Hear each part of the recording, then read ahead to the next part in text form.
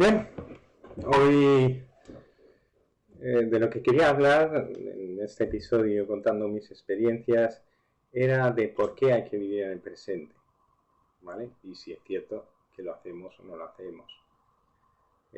No explicaré todavía cómo vivir en el presente, eso lo iremos descubriendo poco a poco, pero sí que quiero explicar el porqué de vivir en el presente. Bien. Si no bueno, lo primero es que el presente es lo único que existe, eso es evidente. Decimos, no, es que hay que vivir el presente. Es evidente que el presente es lo único que existe. Pero vamos a estudiar un poco el pasado y qué es lo que ocurre con el pasado. ¿Vale? Luego haremos una pequeña mirada al futuro. Bien, el pasado es básicamente lo que nosotros recordamos. Al final, las experiencias que hemos vivido, nuestra vida, etcétera, etcétera, las cosas que hemos aprendido y las decisiones que hemos tomado. Evidentemente, la experiencia en conocimientos pues está ahí, seguirá ahí. Pero vamos a estudiar un poquito la memoria episodial, la memoria de lo que ocurre, ¿vale? De las cosas o las experiencias que hemos vivido. Bien, la memoria, nosotros las cosas que recordamos las tenemos como si fuesen una fe absoluta. Pero sin embargo, la memoria no es de fiar. No es de fiar, ¿por qué? Porque la memoria tiende a perder la mitad de la información en cuestiones de unos meses. ¿Vale? La mitad de la información ha desaparecido. Y tendemos a rellenar esos huecos con información que atrapamos en otra parte o rellenamos esos huecos de información según ya vemos qué. Bien, de hecho, la teoría hoy en día, una de las teorías más aceptadas, probablemente la teoría más aceptada, es que cuando recordamos algo, ¿vale? Un hecho episodial, algo que nos ha ocurrido, no recordamos el hecho en sí, no nos remontamos al hecho, sino nos remontamos a la última vez que lo recordamos. ¿Vale? Eso mi hija de 13 años, cuando se lo comentaba, me dijo, papá, eso es como en el caso de una bomber. Y dije, pues es cierto, es como en el caso de una bomber. Voy a explicar un poco el caso de una bomber. Una bomber era un terrorista en los años 70-80 en Estados Unidos que enviaba cartas, bomba a diferentes universidades y demás. Eso se llamaban así, universidades y empresas de aviación.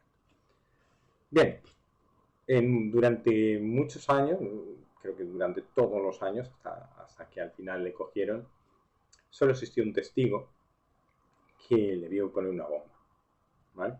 Entonces a este testigo fueron a hacer un retrato robot de una bomber. Así que crearon un retrato robot, fue un dibujante, y crearon un retrato robot. Estudiaron el retrato robot en el FBI, etcétera, etcétera, y llegó un momento que querían un retrato robot pues, con más calidad, y entonces fueron a hacer un segundo retrato robot, fueron a hablar con ese testigo unos meses después, y hicieron un segundo retrato robot, ¿vale? Que es el que publicaron en la prensa y probablemente es la foto o el dibujo famoso de Luna Bomber. Bueno, pues muchos años más tarde, cuando al final cogieron a Luna Bomber, ese dibujo, ese retrato, no se parecía en nada, ¿vale? Pero cuando cogieron los dos retratos, el primero sí se parecía, el segundo no se parecía en nada. Y entonces, investigando, vieron lo que había ocurrido. Y es que el segundo retrato era la cara, no de Luna Bomber, sino del primer dibujante. El testigo había recordarlo la primera vez, el dibujo de la primera vez, y había sustituido la cara de Luna Bomber por la cara del dibujante que tenía en la primera ocasión. Había hecho un retrato robot del dibujante de la primera ocasión y no de Luna Bomber. Bien, esto es un episodio en el cual, una anécdota que cuento para establecer que realmente parece ser así. Nosotros no recordamos el hecho, sino recordamos la última vez que lo hemos recordado. Vale. La última vez que lo hemos recordado,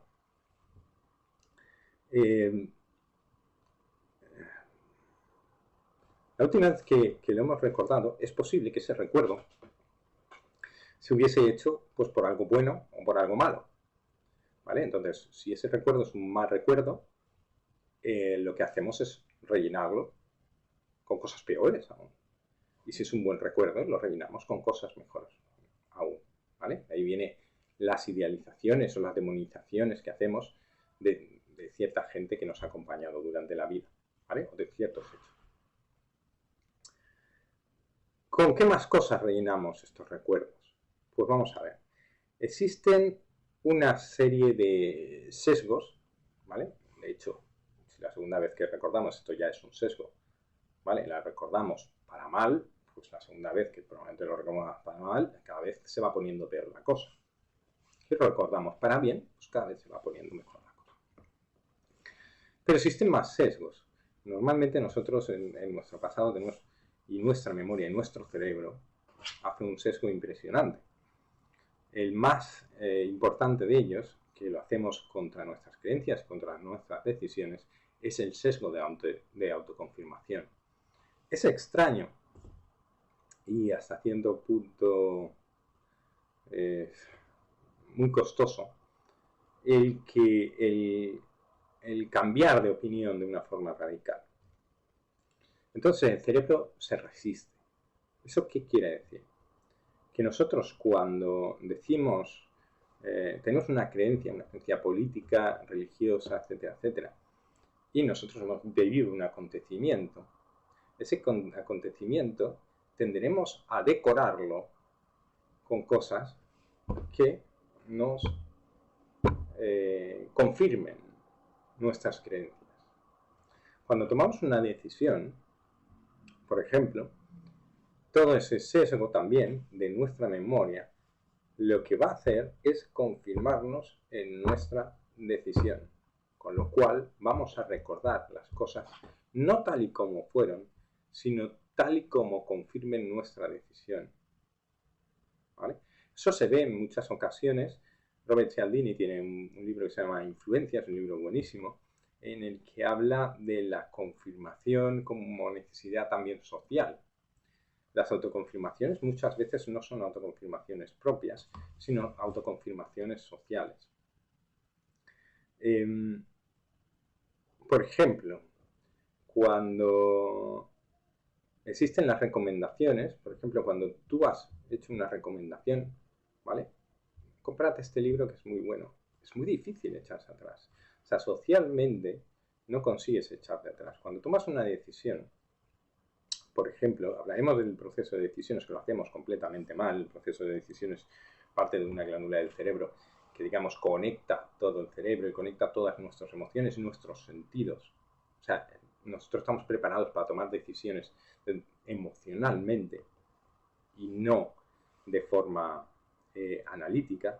Realmente nuestro cuerpo, nuestro cerebro está preparado para tomar decisiones con todo. Tenemos los 5 sentidos más, probablemente 2 más, hablaremos ya de ellos, los 5 o 7 sentidos dispuestos para tomar una decisión, porque es muy importante esto. Ya lo veremos en siguientes vídeos. El cuerpo a veces se da cuenta antes de lo que tienes que hacer que el cerebro. El cerebro puede que nunca se dé cuenta. El cerebro, al final, cuando has tomado una decisión que el cuerpo no te pedía, lo que hace es autoconfirmarte en las decisiones. Bien, también existe ese punto social que hablaba Cialdini, que llegaba hasta el punto de tomar decisiones. Vamos a poner un ejemplo de decisiones, por ejemplo, que pueden estar completamente equivocadas. Cuando,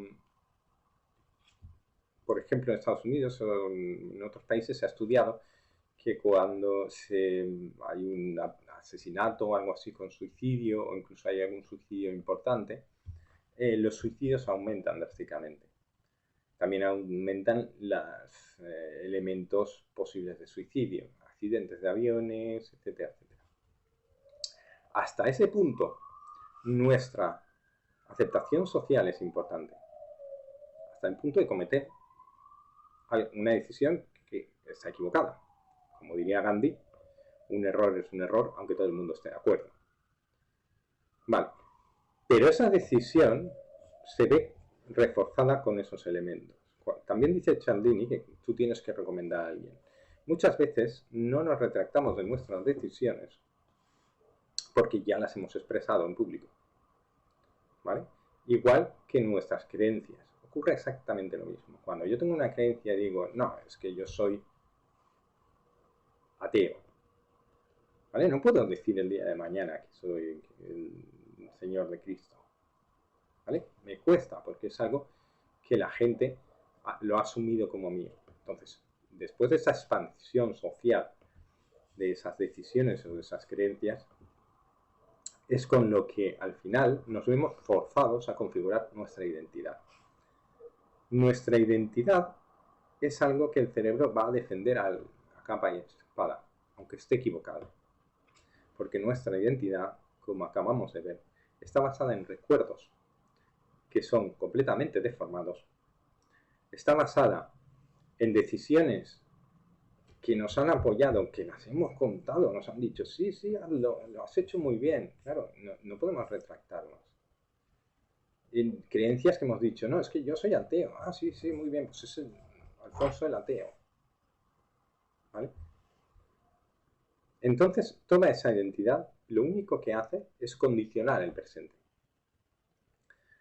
Sobre nuestra capacidad de cambio, por mucho que digan, no es que los bebés cambian, los mayores no, los adultos ya somos muy viejos ya para pensar de otra forma. No es cierto, esto es completamente falso. Ramón y Cajal se llevó el premio Nobel, creo que en 1905, compartido con Golgi. Don Santiago Ramón y Cajal se llevó el premio por, entre otras cosas, probablemente la mayor aportación era que las neuronas no están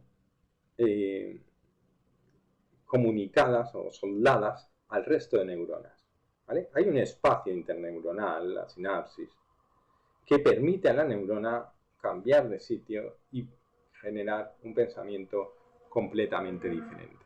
Con lo cual, nuestras creencias, ¿vale?, pueden estar equivocadas.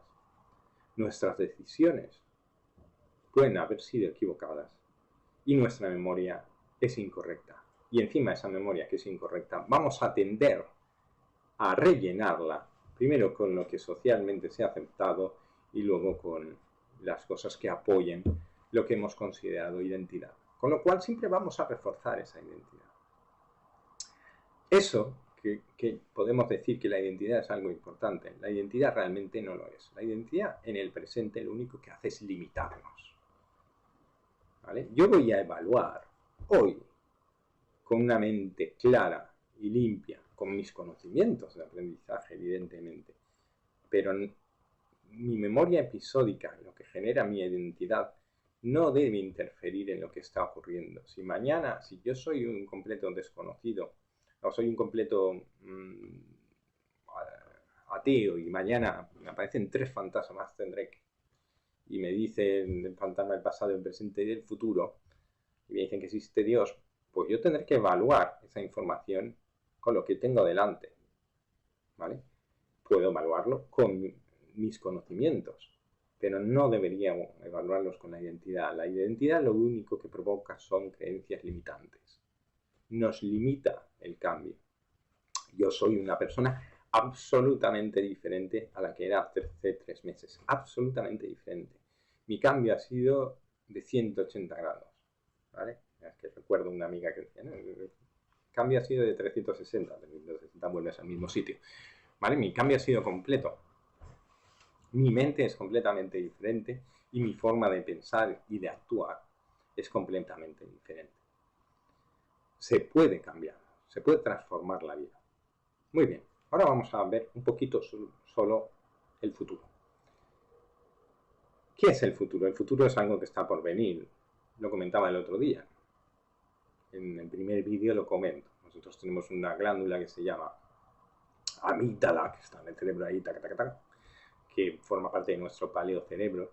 Y cuando cuando una gacela tiene un miedo, ¿vale?, ponía ese ejemplo, pues se generan las hormonas, la sangre se va hacia las extremidades, la visión se hace más de túnel, se incrementan las pulsaciones, etcétera, etcétera.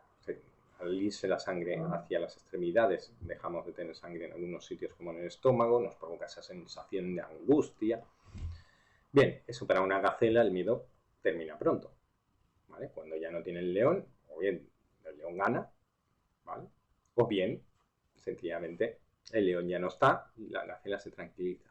Los humanos, sin embargo, que solemos pensar demasiado en el futuro, tendemos a anticipar todos los miedos. Los miedos son limitantes, absolutamente.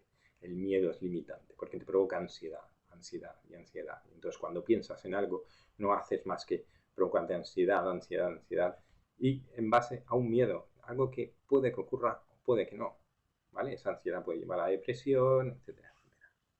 Cuantos menos pensamos en el futuro, mejor. Eso no quiere decir que no tengamos sueños, formas de hacer nuestros sueños, incluso formas de terminar las cosas. Bien, entonces vamos a centrarnos en el presente.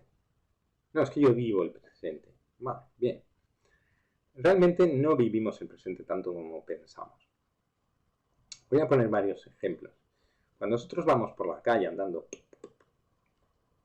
¿vale?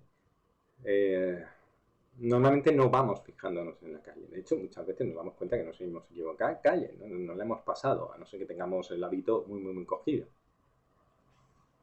Cuando no somos conscientes de que paseamos por la calle, nuestro cerebro se pone a pensar en lo que se llama la red cerebral por defecto, ¿vale? Que son una serie de glándulas del cerebro que actúan en conjunto y que lo que hacen básicamente es coger fotos del pasado, imágenes del pasado, pensamientos absurdos, no sé cuántos, lo que nosotros llamamos divagar. Se supone, según algunos estudios, que el 50% en Occidente, en el mundo industrializado, el 50% de nuestro tiempo lo pasamos ahí, en lo que otros han querido llamar el piloto automático, en no pensar en lo que estoy haciendo, sencillamente lo hago. Hago y mi cerebro empieza a divagar, a hacer cosas. Un estudio, creo que es del 2017, en la revista Science, ya demostró que cuanto más tiempo pasemos ahí, más infelices somos. ¿Vale? ¿Esto por qué? Porque realmente no lo pasamos en el presente, no lo pasamos mirando la calle donde estamos, no lo pasamos mirando cómo se mueven las hojas del árbol, lo pasamos en otros sitios, que por supuesto son los que tenemos en la cabeza, el pasado y el futuro. Bien, eso no quiere decir que no se puedan hacer los sueños, pero bueno, que el momento hay que ser consciente de ese momento. Voy a poner más ejemplos de cómo no somos conscientes. ¿Cuántas veces al día te preguntas, sientes algo y en lugar de decir, esto no sé cuánto, te paras un momento y dices, ¿cómo me siento? Empiezas a analizar cómo te sientes. ¿Vale? ¿Cuántas veces lo hacemos? Muy pocas. Realmente echamos la culpa a algo, a alguien, ¿vale? Me siento mal, la culpa tiene esto. Me siento feliz, es por esto o lo otro. No, hay que intentar ser consciente de ese hecho. Vivir el presente, vivir el encuentro, vivir el contacto con otras personas, ¿vale? Pero el contacto real. Bien, pues son unos pocos ejemplos. Hay otro ejemplo que yo estoy llevando a cabo últimamente, que es muy simple. Hay veces que estás cansado de trabajar, ¿vale? Estás agotado, tienes la mente, no puedes más, no te sale un problema. En mi caso son problemas técnicos, por lo tanto es complicado. Y en ese momento lo que a veces hacía era, pues me saco a fumar un cigarro, me siento 15 minutos en el sofá. Bien, pero esos 15 minutos en el sofá, ¿vale? 15 minutos, 20 minutos, si da igual el tiempo. Esos 15 minutos en el sofá, lo que hacía antes era pensar en lo que estaba haciendo y pensar en cómo resolverlo. No, si yo necesito un descanso, tengo que estar absolutamente centrado en ese descanso. Soy yo descansando.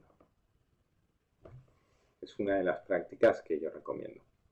Bueno, hay mucho más que hablar sobre esto del presente, de cómo funciona el cerebro, sobre la red cerebral por defecto, que hablaremos cuáles son las partes involucradas, etcétera, etcétera.